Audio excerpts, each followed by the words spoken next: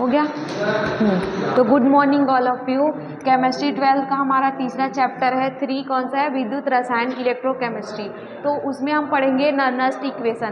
तो Nernst equation क्या बताता है? विद्युत वाहक बल ईएमएफ और ई सेल नॉट के सेल अभिक्रिया में जितने भी पदार्थ भाग लेंगे उसमें क्या बताता है? संबंध। जैसे कि ई नॉट सेल बराबर क्या होता है? E naught cathode minus E naught anode. तो उनमें कौन कौन भाग ले रहा है? कैथोड और एनोड। और उसका ई मैप कैसे निकालते हो? E not cell is equal to क्या रहता है? ई नॉट कैथोड और ई नॉट एनोड। तो उसमें एनोड और कैथोड भाग ले रहा है तो उनकी एक्टिविटी की वो कितना एक्टिव है और सक्रियता, उनमें क्या बताता है? संबंध। कौन बताता है? Nernst equation. ठीक है। तो उत्क्रमणीय अभिक्रिया क्या होता है? उत्क्रमणीय अभिक्रिया मतलब देखो, उत्पाद क्या, अभिकारक जो होता है उत्पाद में चेंज हो जाता है, फिर उसके बाद क्या होता है? फिर से वो क्या हो जाता है? जैसे कि हमारा क्या रहता है? द्रव रहता है। तो द्रव को जैसे कि आप गर्म करोगे तो वाष्प में चेंज हो जाता है, फिर उसको ठंडा करोगे तो क्या हो जाता है? द्रव में बदल जाता है। वो कौन सी अभिक्रिया होगी? उत्क्रमणीय अभिक्रिया। ठीक है। तो देखो उत्क्रमणीय अभिक्रिया कैसे होती है? जैसे कि मान लो ए प्लस बी बी, और हम जब भी किसी रिएक्शन को ऐसे दर्शाएंगे तो क्या होगा? साम्य अवस्था रहेगा। ठीक है। तो ए प्लस बी बी ये क्या है? रिएक्टेंट है। ये क्रिया करके कौन सा प्रोडक्ट बना रहे हैं? C plus d d. ठीक है। और यहाँ पे जो कैपिटल दिख रहा है ना, capital A, capital B and capital C and capital, हाँ sorry small a, small b, small c and small d, ये क्या है? आपका गुणांक है, कोएफिशिएंट है। ठीक है। और जब आप क्यू निकालोगे, क्यू निकालोगे तो कैसे निकालोगे? क्यू क्या है? आपका उत्पाद और अभिकारक का अनुपात बताता है। तो कैसे निकालोगे? उत्पाद बटे अभिकारक, मतलब प्रोडक्ट बटे रिएक्टेंट, प्रोडक्ट अपॉन रिएक्टेंट। तो यहाँ पे देखो प्रोडक्ट हमारा क्या बना है? इसको इस रिएक्शन कराने पे ये सी, इसके कोएफिशिएंट को ऊपर में लिखेंगे। ये क्या है? आपका प्रोडक्ट है डी, इसका कोएफिशिएंट इसके ऊपर, बटे क्या रहता है? अभिकारक मतलब रिएक्टेंट।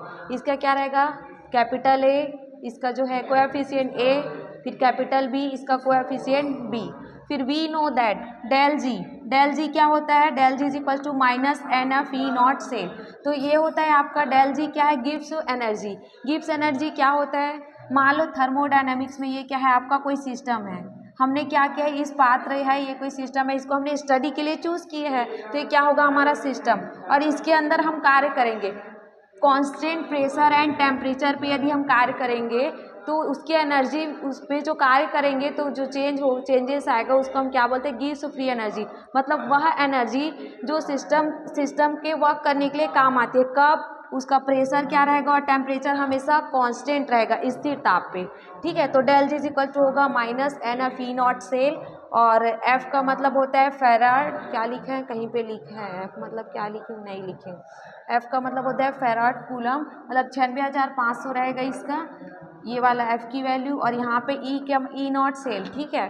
फिर del ji not is equal to not है तो यहाँ पे हम क्या लगाएंगे? N F E not cell. और थर्मोडायनामिक्स से क्या होता है? Del ji is equal to del ji not plus r t l n q. ठीक है। तो यहाँ पे डेल जी में क्या बताएं? Gibbs energy. और डेल जी नॉट क्या है? मानक गिब्स एनर्जी। ठीक है। और देखो यदि डेल जी की वैल्यू हमको 0 मिलेगी तो क्या होगा? साम्यावस्था में होगा सिस्टम। और डेल जी की वैल्यू हमको निगेटिव मिलेगी तो जो प्रक्रम होगा स्वतः का मतलब अपने आप होने वाला। और del ji is equal to positive मिलेगी तो अस्वतः प्रक्रम, वो खुद से नहीं होगा, उसको करवाना पड़ेगा हमको। तो डेल जी नॉट हमारा क्या रहेगा? मानक गिब्स मुक्त ऊर्जा। आर क्या रहता है? यूनिवर्सल गैस कांस्टेंट, इसकी वैल्यू रहती है 8.314 केल्विन इनवर्स और मोल इनवर्स। ठीक है। और टी क्या रहता है? आपका टेम्परेचर हम कितना लेंगे? 298 केल्विन लेंगे। ठीक है। और यहाँ पे क्यू क्या है? उत्पाद और अभिकारक को बताने वाला, तो प्रोडक्ट अपॉन में रिएक्टेंट। तो हमने इसको क्या माना? डेल जी नॉट को इक्वेशन 1। और जब आप इस एल को हटाओगे तो आपका ये वाली वैल्यू आएगी 2.303 r T log Q. L को हटाओगे तो ये वाला आएगा। तो देखो मैं इसको क्या लिखी हूँ? Minus n F E not cell. Del G की वैल्यू क्या है? Minus n F E naught E cell. और डेल जी नॉट की वैल्यू क्या है? Minus n F E not cell. और एल एन की वैल्यू है 2.303, बाकी को हम ऐसे ही रखेंगे आर टी लॉग क्यू। फिर इसके बाद क्या होगा? हम इस इक्वेशन में ना एन एफ ई का दोनों तरफ डिवाइड करेंगे। ठीक है। इसको पॉज करो। क्या इधर ध्यान दो, ठीक है। अब नॉनस्ट इक्वेशन के आगे का देखते हैं, ठीक है। समीकरण 1 में हमने क्या किया, डेल जी की वैल्यू और डेल जी नॉट की वैल्यू हमने रख दी, ठीक है। तो हमारा ये क्या गया, n F e cell minus n F E not cell plus इसकी वैल्यू एल एन की वैल्यू 2.303 और ये आर टी लॉग क्यू, ठीक है। फिर क्या होगा, यहाँ पे हमने क्या किया है, एन एफ का दोनों तरफ डिवाइड किया है माइनस एन एफ का। तो हमने क्या किया, दोनों तरफ जो है माइनस एन एफ का हमने डिवाइड कर दिया। तो क्या होगा, यहाँ पे मैं डिवाइड कर दूंगी माइनस एन एफ अपॉन में एन एफ, सब में एन एफ, ठीक है। तो यहाँ से एन एफ और ये माइनस और माइनस कैंसल, यहाँ से एन एफ कैंसल, यहाँ पे ई नॉट सेल है, ठीक है। अब क्या होगा, ई सेल, ठीक है, फिर ई नॉट सेल माइनस यहाँ का माइनस इसके साथ multiply minus 2.303 r t n f log q. तो ये जो हमारा इक्वेशन निकल के आया है, ये क्या है, हमारा नॉनस्ट समीकरण, ठीक है। जब अब हम इस पे क्या करेंगे, वैल्यू रखेंगे किसकी, आर की वैल्यू और टी की वैल्यू और एफ की वैल्यू। 1 फैरेड में कितना होता है, 96,500 कूलम होता है, ठीक है, इतना होता है।